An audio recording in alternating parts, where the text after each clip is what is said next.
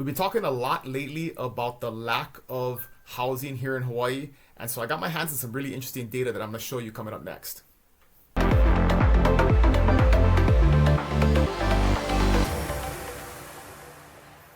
Hey, what's happening, friends? We've been talking a lot lately about the lack of housing supply, and I did a video recently about the governor's emergency proclamation, and I didn't have any data to back that up. So amazingly, recently at our Realtor Association general membership meeting, one of the smartest guys when it comes to economics in Hawaii, Paul Brubaker, was our guest speaker, and he's gracious enough to share all of his slides and data with us. And so this is from him. I'm going to give him credit. His name is up here in the corner, so he's getting credit for this. This data comes from DBED, but I thought this was a very interesting slide, and I'll do some more videos and some other stuff that he shared. But this one points directly to the number of new building permits that are issued per quarter, and it tracks that data. So he has this data going all the way back to 1960, and you can see kind of the trend.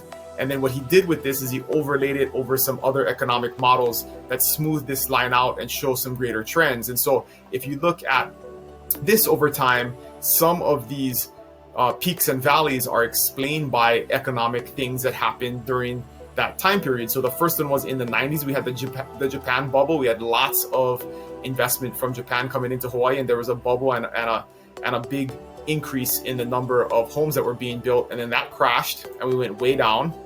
And then there was the subprime bubble. So this was the early 2000s subprime bubble where we had a huge increase in the number of homes that were being built. And then we had a crash.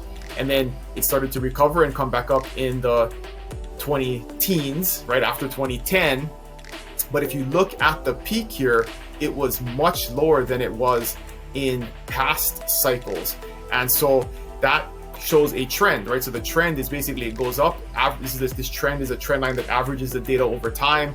And then now the trend is going down. And this is what's concerning. And this is really what has led to the issue that we're in with the huge lack of affordable housing or attainable housing. It's because we're just not building enough homes because of the things that I had previously talked about, restrictions that government puts on building homes, the costs and additional things and risks that they impose on developers and home builders, that there just isn't the economic incentive to continue to do it. And then just single homeowners that maybe buy a piece of land and want to build, they make it so difficult for those folks to do that they just aren't doing it. They'd rather just buy an already built home. So clearly, the data shows that over time, people are just not pulling building permits to build more homes. And for whatever reason, that has gotten worse since the subprime bubble, where we have not recovered. If you look at this line right here, after the subprime bubble, this was a subprime bubble, there was the drop off and the valley, and then it kind of never recovered, and we're kind of just flattened off and actually going down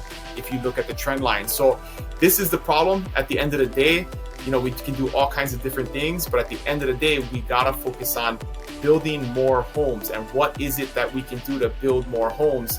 Because clearly the private sector, the free market, is not doing that, and government has failed to do it or help in any meaningful way over the last 20 years.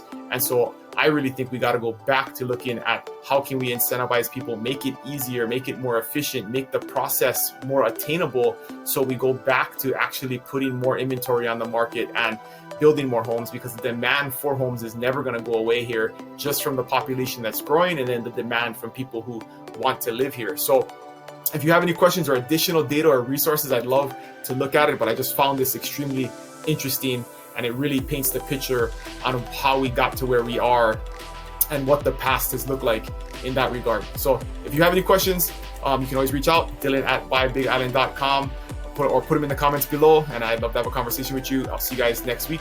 Aloha.